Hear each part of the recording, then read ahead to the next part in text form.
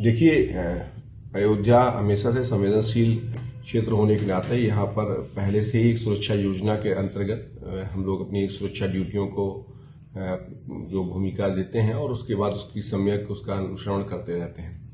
इसमें हमारे पास CRPF, UP, SSF, PAC और सिविल पुलिस के कंपोनेंट्स की अपनी एक सिक्योरिटी स्कीम के तहत सुरक्षा व्यवस्था सुनिश्चित की गई है। इसमें विभिन्न तकनीकी आयामों का भी समावेश किया गया है और हमने इसमें फोर्स मल्टीप्लायर्स को भी जगह जगह पर ऐड किया हुआ है और उस समेकित रूप से उद्देश्य ये है कि हम सुरक्षा व्यवस्था सुदृढ़ करें और साथ साथ जो श्रद्धालु आ रहे हैं उनके साथ एक बेहतर व्यवहार लोग फोर्स के लोग कर सकें, इसके आशय का व्यवहारिक प्रशिक्षण भी कराया गया है।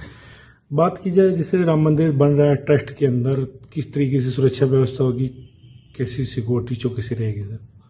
देखिए, सुरक्षा हम लोगों ने जो इसमें पूरी जो हमारी नई सिक्योरिटी प्लान है उसके तहत कोई भी व्यक्ति जाएगा तो उसे एक फैसिलिटेशन सेंटर है उसके तहत गुजरना होगा, सिक्योरिटी चेकअप्स हैं उसके तहत उसके जाना होगा। वो सारी व्यवस्थाएं हम लोगों ने जो पहले की तुलना में और अधिक विकसित तरीके से इसको की हुई है और हमारे जगह जगह पर सीसीटीवी कैमरे रहेंगे। जो गवर्नमेंट की ड्रोन पॉलिसी है उसका हमने अक्षरशः अनुपालन यहाँ पर सुनिश्चित किया है।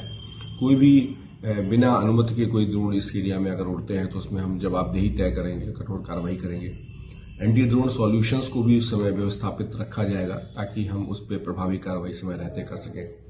रिवराइन सिक्योरिटी को भी हमने सुदृढ़ किया है और आगे के आने वाले समय में हम नदी तट के माध्यम से भी एक व्यापक सुरक्षा योजना हमारी तैयार है जिसका हम एक बेहतर अनुपालन कराएंगे और उसका अनुश्रवण भी हम इसको लगातार करते रहेंगे।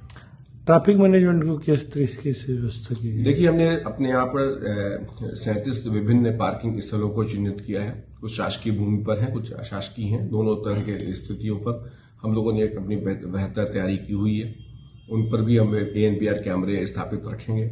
हम एक एडवांस सिस्टम भी विकसित करने पर कार्य कर रहे हैं जिससे कि लखनऊ से चलने पर ही आपको पता चल जाए कौन सी पार्किंग आपके लिए खाली है, कौन सी पार्किंग आपके लिए अभी उपलब्ध नहीं है। हम उसी तरीके से ट्रैफिक मैनेजमेंट सिस्टम करेंगे। डिफरेंट स्क्रीन्स के माध्यम से भी लोगों को इसी तरह से अवगत कराया जाएगा कि उनको किस तरफ जाना ठीक रहेगा। समय समय पर एडवाइजरीज हमारी वेबसाइट के माध्यम से जो कि हम उसको भी लोगों को बताते रहेंगे और विभिन्न चैनल्स के माध्यम से भी। तो कुल मिलाकर के जो पीक डेज हैं जहां पर हम ट्रैफिक डायवर्जेंस अपने रखते हैं मेलों के दौरान, वहां पर हम करेंगे।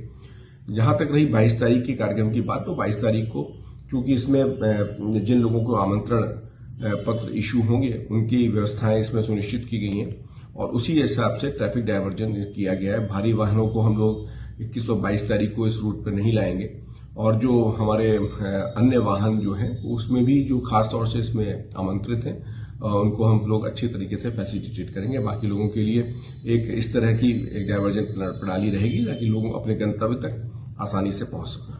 ऐसे जब बड़े कार्यक्रम होते हैं, आयोजन होते हैं, तो खुरापाती तत्व ऐसे एक्टिव हो जाते हैं, इससे कैसे निपटेंगे?